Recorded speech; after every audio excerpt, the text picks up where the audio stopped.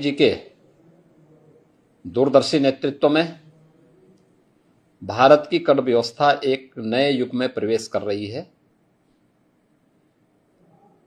स्वाधीनता दिवस के अवसर पर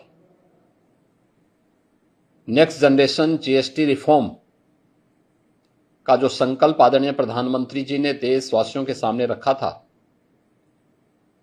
आज वह धरातल पर उतरता हुआ दिखाई दे रहा है। यह केवल कर सुधार नहीं बल्कि भारत की उच्च विकास दर वाली वैश्विक प्रतिस्पर्धा में अग्रणी अर्थव्यवस्था बनाने की दिशा में एक निर्णायक और महत्वपूर्ण कदम है। इस दूरगामी ऐतिहासिक निर्णय के लिए माननीय प्रधानमंत्री श्री नरेंद्र मोदी जी और केंद्रीय वित्त मंत्री श्रीमती निर्मला सीतारमण जी का हृदय से अभिनंदन। अब जीएसटी में केवल दो प्रमुख स्लैब 5% और 18% रहेंगे। अधिकांश आवश्यक वस्तुएं 5% स्लैब में रखी गई हैं, जबकि विलासिता की वस्तुओं पर, जिनकी संख्या बहुत थोड़ी सी होगी, वह 40% तक के कर दायरे में उन्हें रखा गया है। कम कीमतों से मध्यम और निम्न आय वर्ग के परिवारों की क्रय शक्ति बढ़ेगी। 22 सितंबर से लागू होने वाले इन सुधारों में राज्यों के हितों को भी पूरा ध्यान रखा गया है। यह नया अध्याय किसानों, महिलाओं, युवाओं, एमएसएमई सेक्टर और छोटे व्यापारियों को एक नई शक्ति देगा।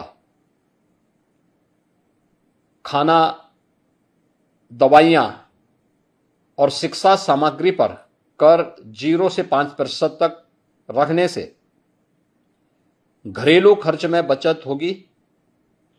रोजमर्रा की वस्तुओं पर कटौती से उपभोग को प्रोत्साहन मिलेगा और हर परिवार को तत्काल इससे राहत भी मिलेगी।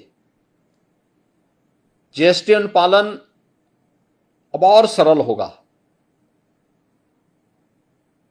प्रीफिल्ड रिटर्न, तेज रिफंड और आसान रजिस्ट्रेशन जैसी व्यवस्थाएं छोटे व्यापारियों, उद्यमियों और स्टार्टअप के लिए एक बड़ा सहारा बनेगा। ईज ऑफ डूइंग बिजनेस को एक नई ऊंचाई प्राप्त होगी।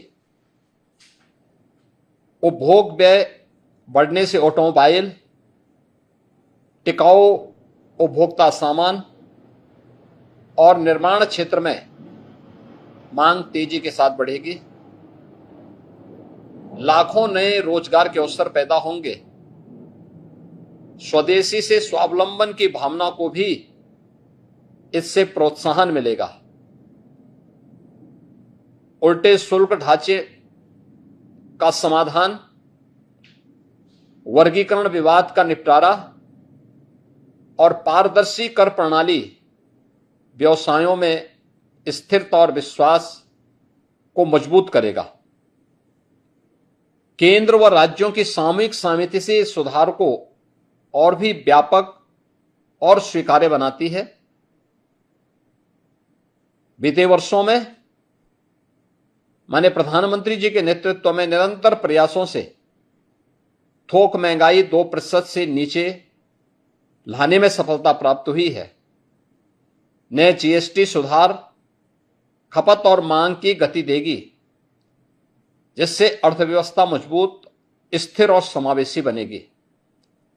इस अभूतपूर्व युगांतरकारी निर्णय के लिए उत्तर प्रदेश की 25 करोड़ जनता की ओर से आदरणीय प्रधानमंत्री जी और माननीय केंद्रीय वित्त मंत्री जी को पुनः हृदय से धन्यवाद।